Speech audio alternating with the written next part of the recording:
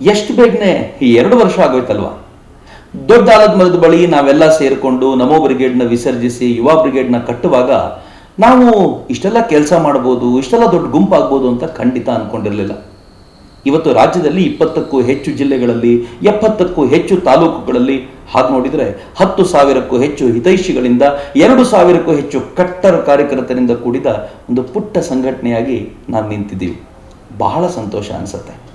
ನಾವು ಕಳೆದ ವರ್ಷ ಮಾಡಿದ ಕಲ್ಯಾಣಿಯ ಕೆಲಸ ಇಡೀ ರಾಜ್ಯದ್ದೇನು ದೇಶದ ಗೌರವಕ್ಕೂ ಪಾತ್ರವಾಗಿದ್ದು ಹೆಮ್ಮೆ ಅಲ್ವೇನು. ಮತ್ತೆ ಕಳೆದ ವರ್ಷ 45ರಷ್ಟು ಕಲ್ಯಾಣಿಗಳನ್ನು ಸ್ವಚ್ಛ ಮಾಡಿದ್ವಿ.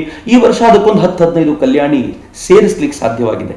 ಅನೇಕರು ಕಲ್ಯಾಣಿ ಸ್ವಚ್ಛ ಮಾಡ್ತಾ ಮಾಡ್ತಾ ಕೈ ಕಾಲಿಗೆ ಏಟ್ ಮಾಡಿಕೊಂಡ್ರು ಮರುದಿನ ಮತ್ತೆ ಕೆಲಸಕ್ಕೆ ಬಂದು ನಿಲ್ತಿದ್ರಲ್ಲ, ಅದೇ ಯುವ ಶಕ್ತಿಯ ದ್ಯೋತಕ ಅಂತ ಯಾವಾಗಲೂ ಅನ್ನಿಸ್ತಿತ್ತು. ಸಾಧ್ಯವಾದಷ್ಟು ನಾವು ಎಲ್ಲೆಲ್ಲಿ ಕ್ಲೀನ್ ಮಾಡಿದ್ದೀವೋ ಅಲ್ಲೆಲ್ಲ ನೀರು ತುಂಬಿಕೊಂಡು ದೀಪೋತ್ಸವ ಮಾಡುವಾಗಲಂತೂ ಕಣ್ ತುಂಬಿ ಬರ್ತಾ ಇತ್ತು. ನಾವು ನೆಟ್ಟ ಸಸಿಗಳು ಪೃಥ್ವಿಯೋಗದ ನೆಪದಲ್ಲಿ ಇವತ್ತು ಎದೆ ಎತ್ತರಕ್ಕೆ ಬೆಳೆದು ನಿಂತು ನಳನಳಿಸ್ತಾ ಇರುವಾಗ ಪ್ರತಿಯೊಬ್ಬನೂ ಖುಷಿ ಪಡಬೇಕಾಗಿರುವಂಥ ಸಂಗತಿಯೇ. ಯುವ ಬ್ರಿಗೇಡ್ ತಾನು ಪುಟ್ಟ ಪುಟ್ಟ ಸಂಗತಿಗಳನ್ನು ಗುರುತಿಸಿ ಕೆಲಸ ಮಾಡ್ತಾ ಹೋಗ್ತಿದೆ. ಇಷ್ಟಕ್ಕೆ ತೃಪ್ತಿಪಟ್ಟವರಲ್ಲ ನಾವು. ಯಾವ ತರುಣ ಕೆಲಸ ಸಿಗಲ್ಲ ಅಂತ ಹೇಳ್ತಿರ್ತಾನೋ ಅಂಥವರಿಗೆ ICICI ಸ್ಕಿಲ್ ಅಕಾಡೆಮಿ ಜೊತೆಗೆ ಒಂದಾಕೊಂಡು ಅನೇಕರಿಗೆ ಕೆಲಸ ಕೊಟ್ಟಂತ ಹೆಗ್ಗಳಿಕೆ ಖಂಡಿತವಾಗಿಯೂ ನಮಗಿದೆ.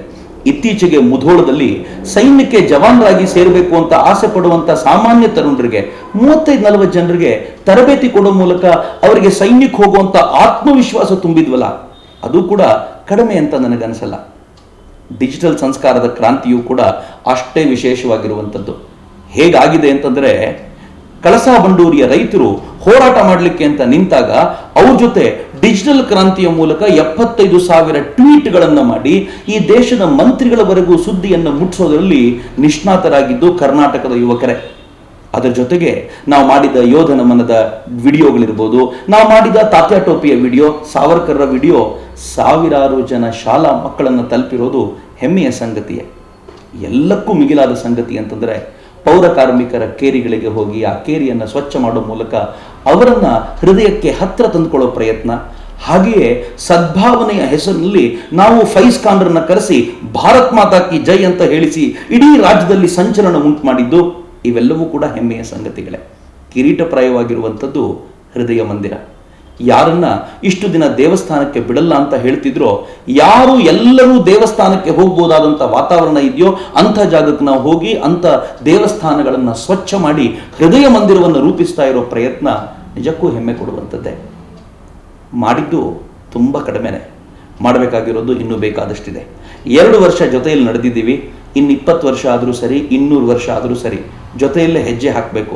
ಯಾಕೆಂದರೆ ಕೋಟ್ಯಂತರ ಜನ, ಕೋಟಿ ಮನಸ್ಸುಗಳು ನಮ್ದೇನಿವೆ, ಆ ಎಲ್ಲ ಮನಸ್ಸುಗಳ ಕನಸು ಒಂದೇ ಒಂದು, ವಿಶ್ವಗುರು ಭಾರತವನ್ನು ನಿರ್ಮಾಣ ಮಾಡಬೇಕು ಅಂತ. ಬನ್ನಿ ನಾವೆಲ್ಲರೂ ಜೊತೆಯಲ್ಲಿ ಹೆಜ್ಜೆ ಹಾಕೋಣ, ವಿಶ್ವಗುರು ಭಾರತವನ್ನು ನಿರ್ಮಿಸೋಣ.